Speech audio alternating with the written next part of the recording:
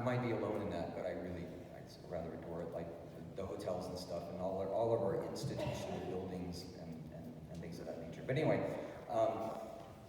a funny thing happened though. As soon as I did that, as soon as I started writing it, I wrote this poem, this first poem here, and I also, at that point, took a DNA test.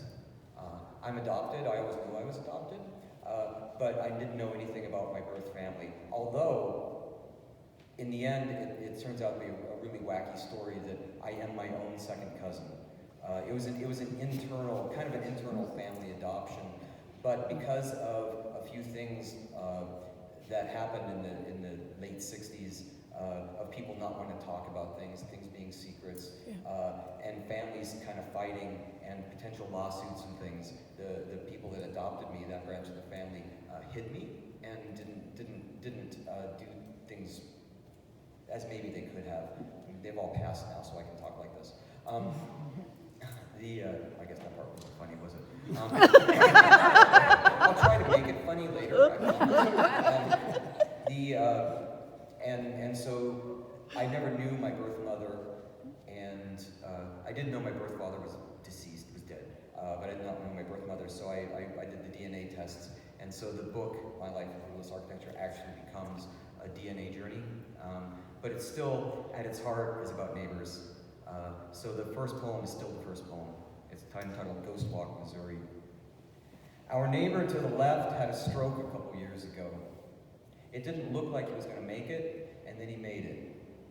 I'm watching him from my window as he makes a slow way across his yard with some tree branches that fell in last night's storm.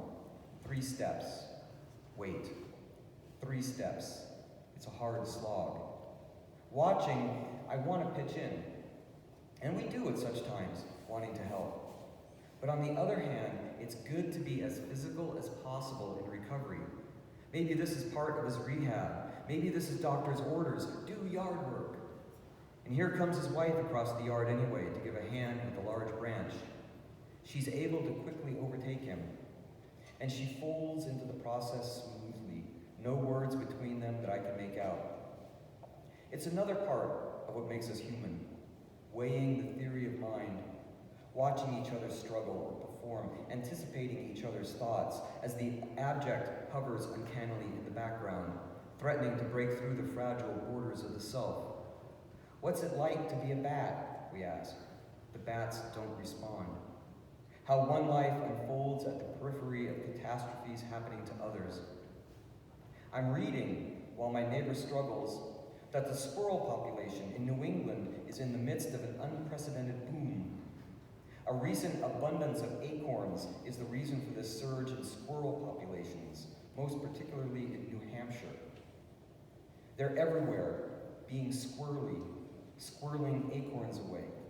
We call it squirrel-nado because it's all around us, circling and dangerous and kind of funny.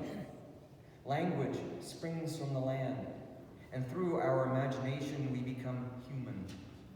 We're back in the house now. They're back in the house now. We name the things we see, or they name themselves into our experience, whichever, and then we use these names for things we don't understand, what we can't express. Wind becomes spirit, becomes ghost. Mountain becomes God. The land springs up before us. It shakes us and pushes us over.